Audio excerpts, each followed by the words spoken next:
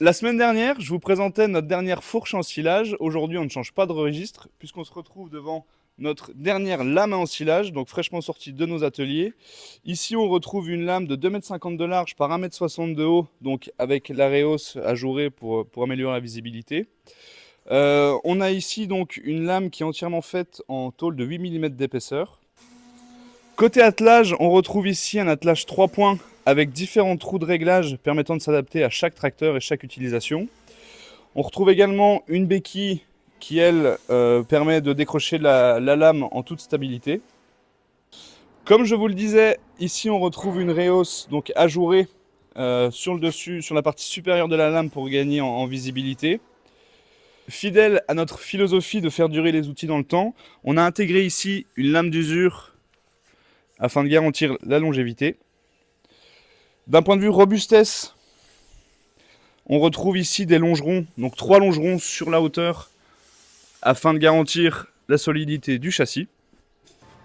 Comme d'habitude chez PLC, un outil simple, efficace et surtout très robuste. Je vous propose de le retrouver en action. On se retrouve aujourd'hui donc pour le jour de l'ensilage. Ici, on ensile des prairies permanentes et des temporaires. Donc là, on a typiquement, là, on est en train de repousser une bender Egra. Sur le tas, on retrouve donc la lame PLC avec la fourche ensilage, toujours en duo chez nous. Et à l'arrière, aussi sur le tracteur, on retrouve également une masse PLC. Là, on est vraiment sur un chantier full PLC. Donc notre masse double attelage qui, elle, est donc attelée avec une deuxième masse. Et là, on se retrouve donc avec 1,4 tonne de masse PLC et 1,4 tonne d'une masse classique qui est accrochée sur les bras de relevage, donc 2,8 tonnes à l'arrière du tracteur. À l'avant, on a la lame qui pèse, elle, 490 kg. Donc on a un bon petit ensemble pour confectionner les tas. L'objectif avec nos ensilages d'herbe, ici on est au 15 avril. Pour la région, c'est une date qui est assez précoce pour les récoltes d'herbe. Mais on cherche vraiment à les récolter des fourrages de qualité la plus importante possible et surtout pas du volume. Et en termes de qualité, on aime aussi hacher le plus finement possible l'herbe, ce qui permet de, premièrement, un silo qui est un peu plus facile à confectionner, qui se tasse mieux. Et d'un point de vue gestion sur les animaux, pour intégrer dans nos rations une herbe qui est finement broyée, c'est l'idéal. Et ça nous permet aussi du coup avec la lame ensilage de ne pas avoir l'effet des grands brins d'herbe qui peuvent rouler. Et le fait d'avoir des brins d'herbe coupés très finement, en fait on se rapproche d'un comportement d'ensilage de maïs.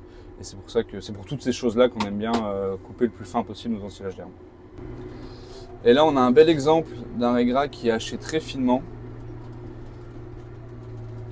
Et qui du coup se manipule très très bien avec la lame et surtout se tasse très bien. Et ça vraiment en tant qu'éleveur laitier c'est le produit parfait pour nous. Beaucoup d'énergie, de la protéine et surtout qui est très très facile à intégrer dans nos rations.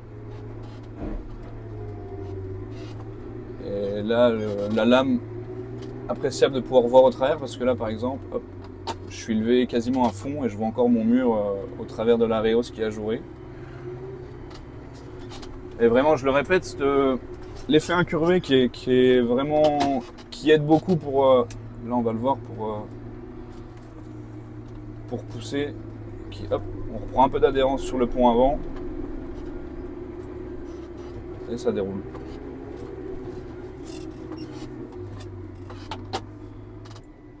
Et comme je vous le disais, du coup, la combinaison fourche ensilage, lame ensilage qui va plutôt bien. Là, au début du tas, la fourche est assez à l'aise pour aller arranger dans les coins.